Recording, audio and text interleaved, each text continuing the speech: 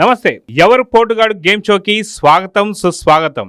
అయితే ఈరోజు మన గేమ్ షోలో కామన్ మ్యాన్ కిరణ్, అదేవిధంగా అంతర్జాతీయ ప్రధాన కార్యదర్శి సీమరాజా పాల్గొంటున్నారు. ఇద్దరికి నమస్తే అండి. నమస్తే సార్, అయితే ఈరోజు ఈ గేమ్ షోలో ఎవరికి ఎక్కువ పాయింట్స్ వస్తే వాళ్ళే విన్ అని చెప్పేసి అనుకోవాలి. ఒకళ్ళు కూటమి అయితే ఒకళ్ళు వైసీపీ అనుకోవచ్చు.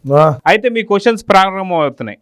ఫస్ట్ క్వశ్చన్, ఆంధ్రాలో దళితుల్ని తొలిసారిగా సీఎస్ గా చేసింది ఎవరు? చంద్రబాబు నాయుడు గారు. తొలి దళిత లోక్సభ స్పీకర్ చేసింది ఎవరు? చంద్రబాబు నాయుడు గారు బాలయ్య గారిని. అయితే తొలి దళిత శాసనసభ స్పీకర్ చేసింది ఎవరు? ప్రతిభా భారతి గారిని చంద్రబాబు నాయుడు గారు.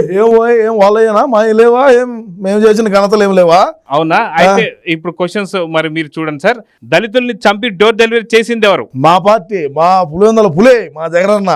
అయితే దళిత డాక్టర్ సుధాకర్ ని పిచ్చోని చేసింది ఎవరు? మేమే, మా పార్టీయే.